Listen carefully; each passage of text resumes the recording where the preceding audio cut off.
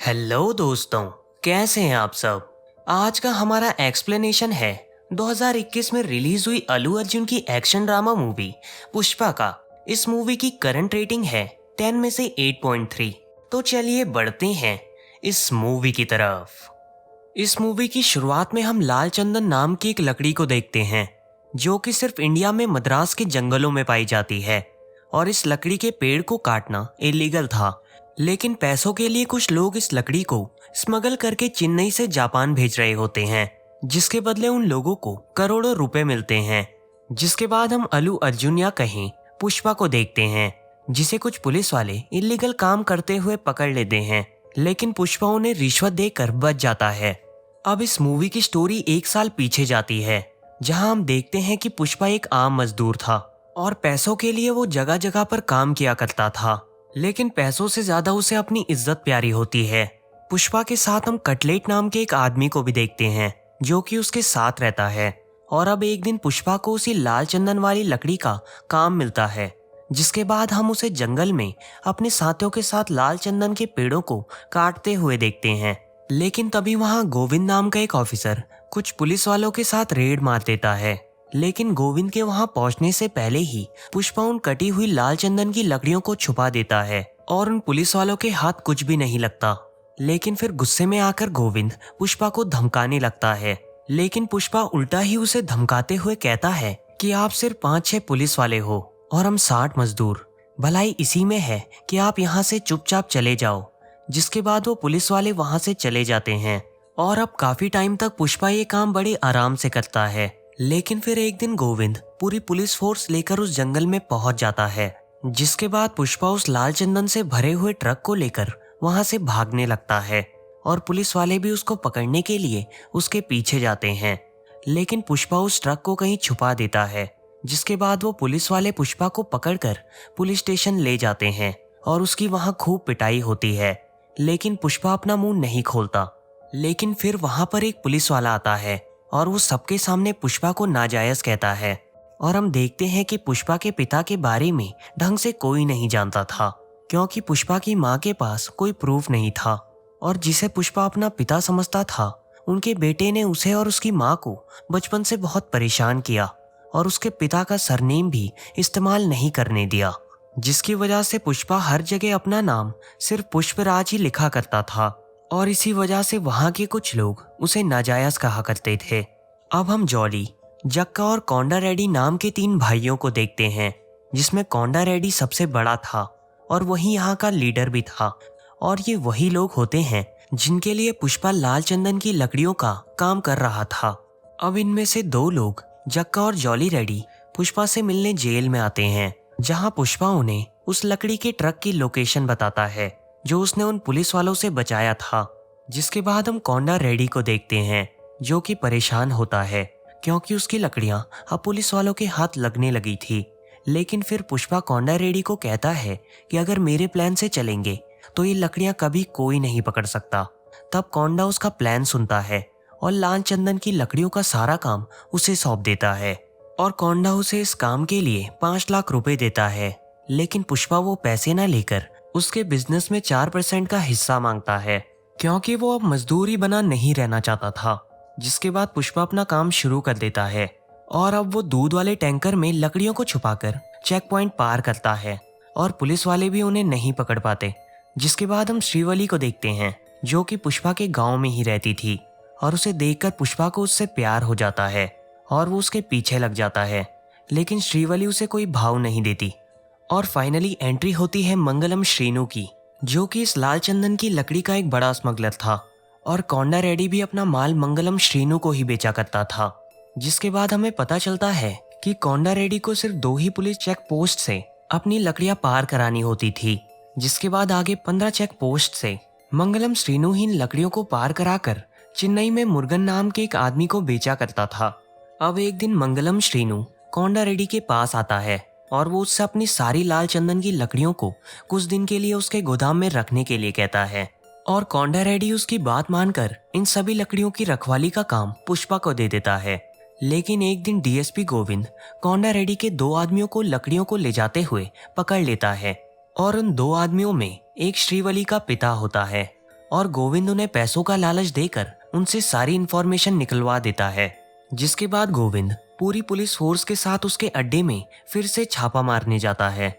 लेकिन पुष्पा अपना दिमाग लगाकर उन सारी लाल चंदन की लकड़ियों को बगल में बह रही नदी में फेंक देता है। और पुलिस वाले जब तक वहां पहुंचते हैं तो उनके हाथ फिर से कुछ नहीं लगता। और रही बात उन लकड़ियों की, तो वो सारी लकड़ियां वो आगे डैम में पानी रोककर वापस ले आते हैं। जिसके बाद श्रीनू और कोंडा रेड्डी के लोग जश्न मनाते हैं। लेकिन पुष्पा को वहां पता चलता है कि मंगलम श्रीनू कोंडा रेड्डी को काफी समय से बेवकूफ बना रहा था। दरअसल कोंडा रेड्डी अपना माल श्रीनू को बेच देता था, जिसमें श्रीनू उन्हें 1 टन लकड़ी के बदले 25 लाख रुपए देता था, जबकि वो 2 करोड़ पर टन के हिसाब से उस लकड़ी को चेन्नई में बेच रहा था। पुष्पा ये बात कोंडा रेड्डी को बताता है, जिसे सुनकर कोंडा रेड्डी भी शॉक हो जाता है और वो पुष्पा को श्रीनू से इस बारे में बात करने के लिए कहता है और बोलता है कि अगर उसने ये बात मान ली तो हम पैसे आधे आधे बांट लेंगे। और फिर पुष्पा श्रीनू के यहाँ जाकर उससे इस सब के बारे में बात करता है और उससे इस लकड़ी के बदले 50 लाख डिमांड करता है।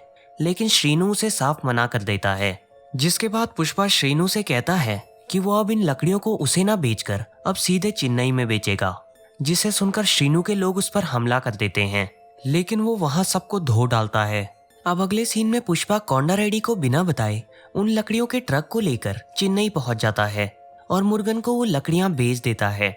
जिसके बाद वो फोन करके कोंडा रेड्डी को बताता है कि जिस लकड़ी के श्रीनू हमें 25 लाख दे रहा था, उसके यहाँ पर 1.5 करोड़ मिल रहे हैं। जिसे सुनकर कोंडा रेड्डी लालच में आ जाता है और वो भी अब मंगलम श्रीनू को लकड़ियां न बेचकर डायरेक्ट चेन्नई में लकड़ियां एक्सपोर्ट करने के लिए मान जाता है। दूसरी तरफ अब जॉली रेड्डी को पता चलता है कि श्रीवली के पिता जो उसके यहाँ काम करते थे, वो पुलिस वालों को उनकी इन्फॉर्मेशन लीक करते हुए पकड़ लेता है। लेकिन जॉली रेड्डी उसकी जान बख्शने के लिए उसकी बेटी श्रीवली को उसके पास भेजने के लिए कहता है। और जब श्रीवली को ये बात पता चलती है तो वो डर कर अब सीधा पुष्पा के पास जाती है। लेकिन पुष्पा उसकी कोई भी मदद करने से मना कर देता है। लेकिन फिर श्रीवली उसे अपनी दिल की बात बताकर उसे प्रपोज कर देती है और वो अब दोनों साथ में जॉली रेड्डी के यहाँ पहुंच जाते हैं। पुष्पा बहुत गुस्से में होता है और वो जॉली रेड्डी को बहुत मारता है और उसे सीधे हॉस्पिटल के आईसीयू में पहुंचा देता है। और जब कोंडा रेड्डी उसे इस सब के बारे में पूछता है तो वो शर्म के मारे किसी का नाम नहीं लेता। लेकिन फिर एक दिन कोंडा रेड्डी को पता लग जाता है कि जॉली रेड्डी का ये हाल पुष्पा ने ही किया था, लेकिन वो पुष्पा को ये बात नहीं बताता। लेकिन फिर एक दिन वो पुष्पा को एक जगह ले जाकर उसे बांध देता है और वो उसे मारने ही वाला होता है कि उससे पहले ही कोंडा रेड्डी के ऊपर कोई गोली चलाकर उसे ही मार डालता है।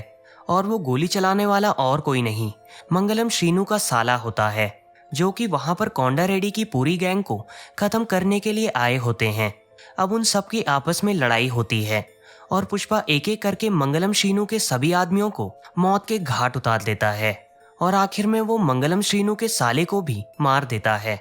और जब ये बात मंगलम श्रीनू को पता चलती है तो वो बहुत गुस्से में आ जाता है और अगले ही दिन वो एमएलए के साथ मीटिंग करने के लिए पहुंच जाता है। और यहाँ पर पुष्पा भी मौजूद होता है और वो एमएलए को कहता है कि कैसे मंगलम श्रीनू ने उनसे धोखा करके उन्हें आज तक लकड़ियों का कम पैसा दिया। और पुष्पा उससे कहता है कि अब वो लकड़ियों का मेन व्यापारी बनना चाहता है और वो चाहता है कि मंगलम श्रीनू की जगह उसे दे दी जाए। और एमएलए भी उसकी बात मानकर उसे लकड़ियों के बिजनेस का सारा काम सौंप देता है और श्रीनू उन सबका मुंह देखता रह जाता है। जिसके बाद अब पुष्पा काफी बड़ा बिजनेसमैन बन जाता है। लेकिन अब उसे रोकने के लिए एंट्री होती है पुलिस ऑफिसर भंवर सिंह की, जो कि क्रिमिनल्स को पकड़ने में एक्सपर्ट था। दूसरी तरफ अब पुष्पा की शादी श्रीवली से होने वाली थी और उसकी शादी का कार्ड लेकर वो पुलिस स्टेशन पहुंच जाता है। लेकिन भंवर सिंह वहां पर पुष्पा को बहुत जलील और बेइज्जत करता है और वो उसके परिवार वालों के बारे में भी बुरा भला कहता है। पुष्पा को गुस्सा तो बहुत आता है, लेकिन उस समय पुष्पा उसे कुछ नहीं कहता और चुपचाप वहां से चला जाता है। और फिर कुछ दिनों तक हम पुष्पा को ऑफिसर भंवर सिंह के साथ देखते हैं और पुष्पा उसकी हर बात मान रहा होता है और उसका हर काम भी कर रहा होता है। और फिर आखिरकार पुष्पा और श्रीवली के शादी का दिन भी आ जाता है। लेकिन हम देखते हैं कि पुष्पा अपनी शादी में ना होकर भंवर सिंह के साथ बैठा हुआ होता है और तभी अचानक पुष्पा अपना असली रूप भंवर सिंह को दिखाता है और वो भंवर सिंह से कहता है कि अगर ये वर्दी हटा दी जाए तो तेरी इस दुनिया में कोई औकात नहीं रहेगी। सब इस वर्दी की वजह से तुझसे डरते हैं और तेरी इज्जत करते हैं, लेकिन मैं अगर यहाँ से एक धोती में भी कहीं बाहर चला जाऊं तो मेरी फिर भी लोग इज्जत करेंगे। और पुष्पा उसे उसकी औकात दिखाकर वहां से चला जाता है। और यहाँ पर भंवर सिंह बहुत गुस्से में आ जाता है और वो अपने घर पहुंचकर पुष्पा के दिए हुए रिश्वत के पैसों में आग लगा देता है। और अब इस मूवी के एंड में श्रीवली और पुष्पा की शादी हो जाती है और इसी के साथ ये मूवी खत्म हो जाती है। तो दोस्तों, कैसी लगी आपको ये मूवी? हमें कमेंट में ज़रूर बताइए। और अगर आपको ये एक्सप्लेनेशन पसंद आया तो आप इस वीडियो को लाइक और अपने दोस्तों के साथ शेयर कर सकते हैं। और अगर आप ऐसे ही एक्सप्लेनेशन और भी देखना चाहते हैं तो आप हमारे चैनल मूवी ट्यूब हिंदी को सब्सक्राइब कर सकते हैं। मैं मिलता हूँ आपसे अगली वीडियो में। तब तक के लिए गुड बाय।